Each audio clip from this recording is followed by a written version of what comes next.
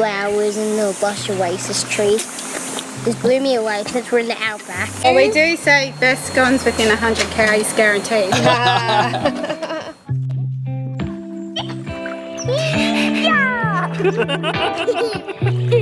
This setup is like another amazing thing to have on the road where you don't have a grill. We have heard that this is the worst of the Gibb. That down there is the Pentecost River crossing, and the Coburn Range is in behind. It is beautiful. You're right on the water here. You're croc spotting at night with the torch and stuff like that, which is super cool. This is fall you.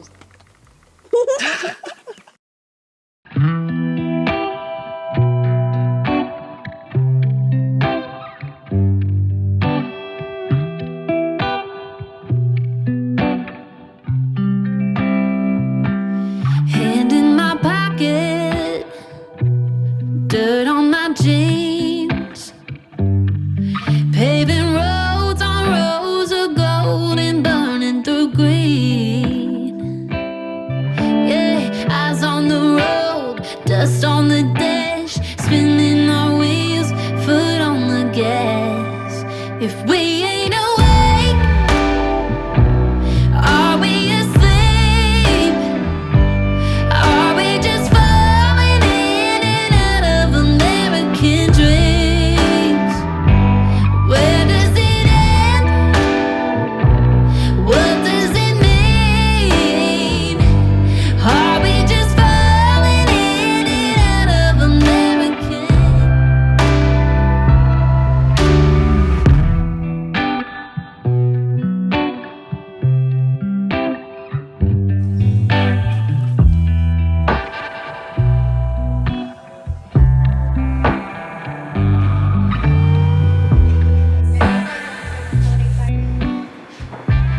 Who's excited about scones? Well, we do say best scones within 100 k's guaranteed. That That's works. so good. I'm telling you.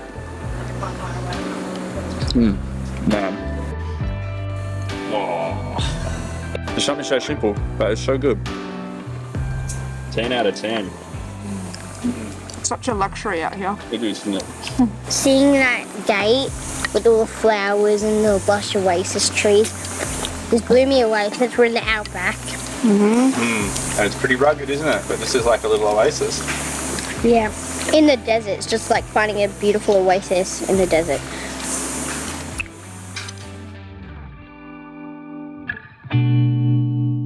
It's probably about 10 minutes, to be honest, to get it to this point, not even. So that's leveled. I haven't actually unhitched it because we're dead level and we're going to try and leave tomorrow early. I'm just about to do the wheel nuts, actually. You've got to have a torque wrench for this sort of stuff. You have to be able to tighten these sort of bolts and you can't over tighten them. All kinds of funky stuffs happen. It's a lot easier to just get a torque wrench. It's only $100 and something bucks or something from Auto Pro or Supercheap Auto, and basically just tweak them up to 140 Newton meters opposites. It's like, don't tighten them all in a ring, of course. And I'm not a car guy, and it's easy for me to do. So that's pretty good. This side, on the passenger side, didn't even really have any give at all. They were all super tight still, but there was only one on the other side that was just a slight, like probably an 1/8 or a 1/16 of a turn, so you can't really say there's much going on there. But yeah, pretty good though. So I do notice that the van rides quite smoothly. Hey, like I think obviously the airbags with the shocks, just the whole thing, just like even when I'm looking at the back of the car, I can see the back of the like tray sort of, you know, getting that vibration from some of the corrugations. But when I look at like all the wood and everything on the front of the van, it's just rock solid. Like it's not shaking at all. And this stuff, like, you know, if you wobble it too much for too long, it just comes loose and it's still rock solid in there. So yeah, they obviously have done a bloody good job with that suspension. Just looks tough. Yeah, they've done a good job, eh? Yeah, marking all this, it's all solid as. I like the flaps on here. Or did you put them on? No, I don't even know what they do. What do? They protect your grease nipples. Ah, okay. Yeah. He was really impressed with the way that they've set up the suspension and everything on the Vision, which is cool. He's like, oh God, this looks slick. They've done a good job with this. And I like these rubber flaps that protects the grease nipples on the suspension. So yeah, awesome. That's an extra bit of good feedback, I guess, for them. And we're not seeing the typical sort of damage or, you know, things loosening so much inside. Like it's all been pretty good. So yeah, anyway, all right, it's time for a drink. See ya. I have a bit of a had a bit of waterhole in Broome. It's good. It's good. It's good. This was a A little bit seedy. Dad is creating a skank-free zone. And there's archer fish in the water. Yeah.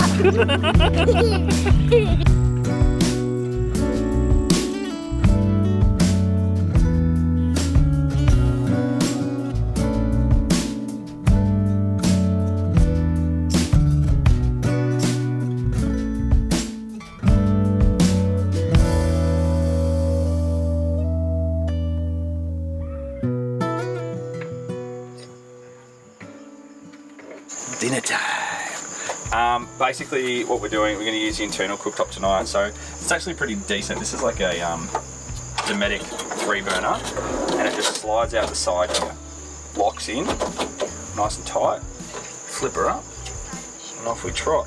We've got some beef here. We've pre-charred the corn and pre-cooked it in the Weber. Charred some onion here, coriander, ground cumin, smoked paprika, garlic powder. We've just got some basic jasmine rice. Now this stuff is yucky if you do it in a microwave, but if you fry it off in a pan, it's absolutely awesome. Some diced tomatoes and a 3-bean mix there. Got a bit of fresh coriander from Katie's little herb bucket that she carries around with fresh grown herbs in it, and some cherry tomatoes and whatnot. We're chopping up for a salsa. We're just going to do this, a bit of a burrito bowl basically, so chuck it all in, get the flavours good, and then have it with a sort of like bit of rice in a bowl with some fresh stuff over the top, some lime juice. Bob's your uncle.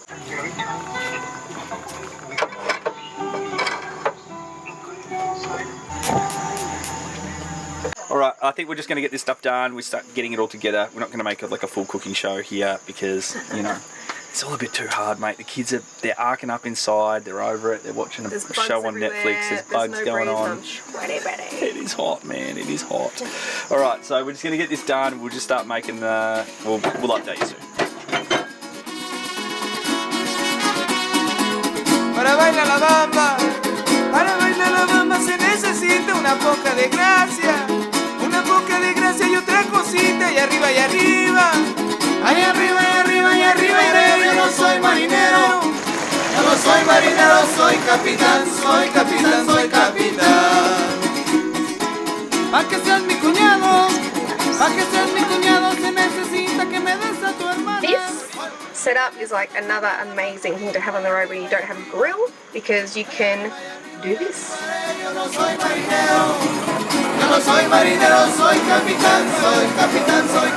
we're getting down to the pointy end of this thing. Yeah. Come on, babe, you got it. Let's go, darling. I'm doing. What do you mean? Let's go. I'm trying. Let's go. Let's get it done. Ahí arriba, iré.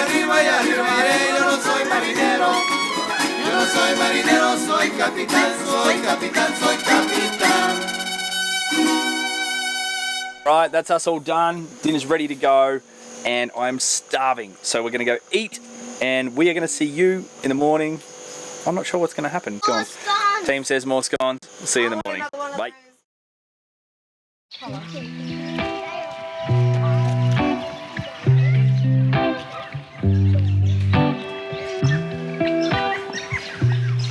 Another day, another scone at Ellenbrae.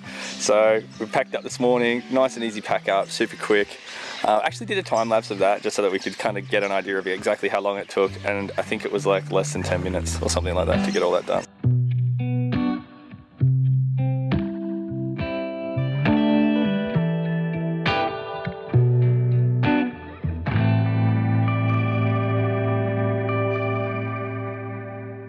So that's pretty good, man. We're basically just going to have a quick bite to eat here before we head on down the road. Going to be a warm one down the river, and no swimming down there because of the Crocs. Ready for breakfast? Mm-hmm. Some toasted sandwich. What is that? Scones, very good. They're like little... Oh, he's cute. We're just going to fill up with water here. The good thing about this is I know in here, you can see, we've got 3 separate tank fillers, and basically all gauges and switches and everything, what they call the water intake manifold, to basically distribute water throughout the van and the system. It's really good. I like it because we've actually been able to know where our water is. Like, I know that tank 3 is still pristine, you know, filtered drinking water from Broome. We know that tank 2, which is empty now, that was a mixture of Broome and Mount Barnett, and tank 1 is empty. So now we know that tank 2 and tank 1 are both going to be filled up with the bore water here from Ellenbrae, and in the back of our mind we still know that we've got that unfiltered drinking water, just in case this water tastes weird or is funny or there's something about it. We haven't polluted that third tank, and we can switch over just to get our drinking water and then back to the other 2 for showers and dishes and stuff like that. Having that flexibility, I've never seen that in a van before. I've never had that in a van before. It makes it a lot easier. Everything's over here in the outdoor shower. This one is where the filler is for the tank. So you basically just plug in here, click that on. I'm gonna leave that on there, like that in line, happy days. And we're just gonna plug this in over here. All we have to do now is basically hit that fill line there, and then hit that tank there, and then turn this one, tank 2 off, turn tank 1 on. It's gonna go fill straight through there, down into tank 1. Bloody good times. They've done a good job with this system. Righto, so this is the last stretch now of corrugated road pretty much out of the Gibb. We have heard that this is the worst of the Gibb at the moment, and that this last stretch here from Ellenbrae to the Pentecost is pretty awful and pretty gnarly and just solid corrugations the whole way. So we'll get to the Pentecost River crossing tonight. We'll give it a crack today. We'll see how it goes. Maybe this is the last test for the big girl. Well, fingers crossed. Let's go.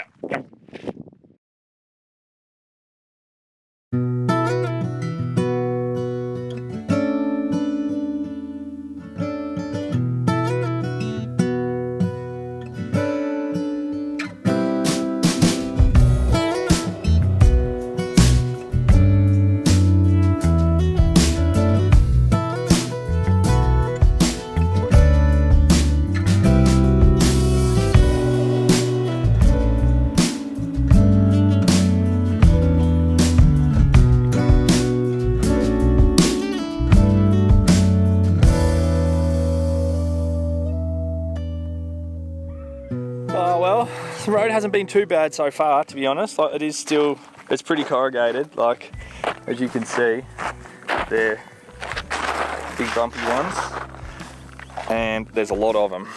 Got about 60 k's to go. Dale's just like, I need to go to the toilet. And that's probably one of the good things about this, having the internal toilet and stuff like that, is that you can just pop out, kids can go if they need to and that, and God, do we make so many roadside toilet stops. I cannot believe or cannot imagine not having that toilet on board, or having to set up a separate porta potty every time the kids want to go to the toilet. My God, that would do my head in. And the good thing is we don't actually have to pop the roof. There's enough room around to get around in there and open the door and all that kind of stuff, so you know, you can still kind of get access. Have a go at this thing.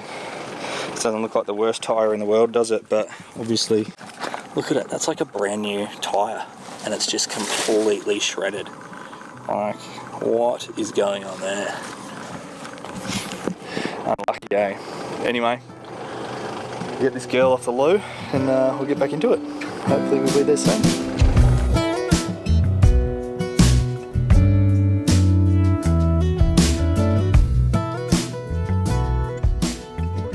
Coming around this corner, doing about 60, I suppose. Like, that's sort of the speed we're sort of keeping to, because the roads are pretty rough here. And literally no signs, no nothing, and come across this thing where the road sort of washed away. There's all these huge divots. I had to slam like full brakes on, right, from 60 kilometers an hour, and managed to stop just in front of it, just here. And honestly, if we had been running drum brakes or something like that, or driving our old van or old rig, we would have hit this at speed. There's absolutely no way we would have stopped.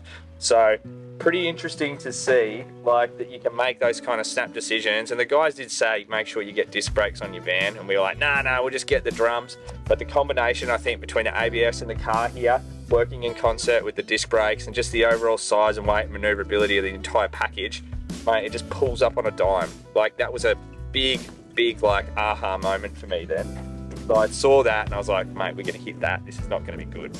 But saved the day. Solid brakes, man. That was unbelievable. Unbelievable.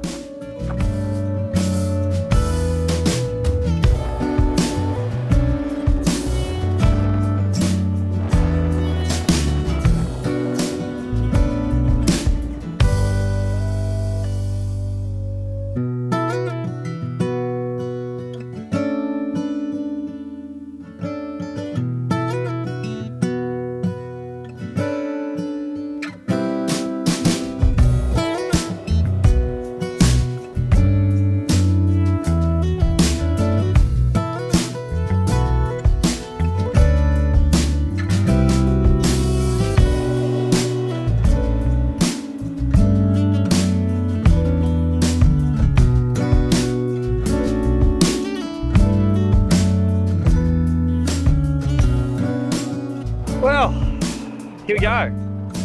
That down there is the Pentecost River crossing, and the Coburn Range is in behind. I think we're just going to cross the river, maybe see if we can catch a fish. I don't have high hopes of that, but we'll give it a crack. Might a few see some tins. crocodile eyes at night with the torch shining in the water. And a bit of Moroccan marinated lamb for dinner. Good idea. All right, let's go do this. Pentecost, here we come.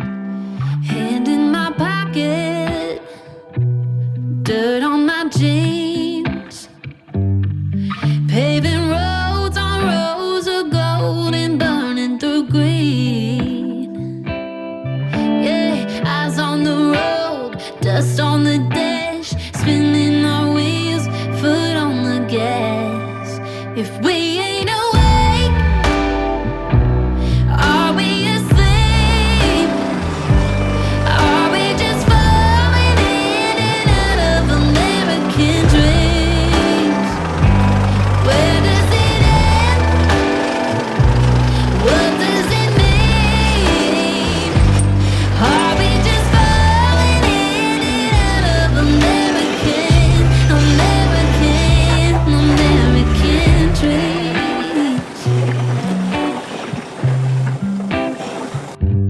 Left on the Bible, snake in the right. We're building a Minecraft house. Yeah, Minecraft house. Oh, it actually worked! That is amazing. My new technique. Minecraft lovers, this is for you.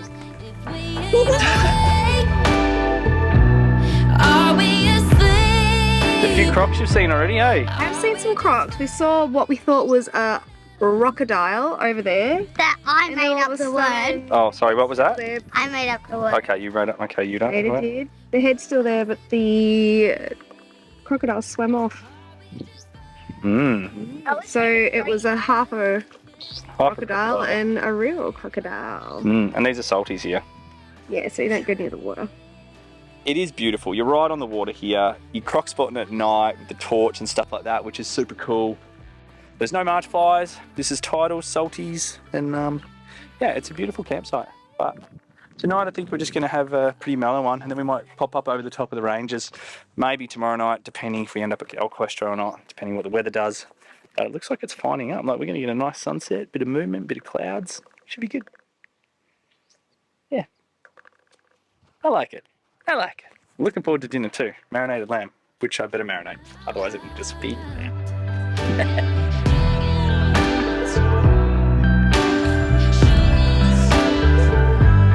Are we asleep?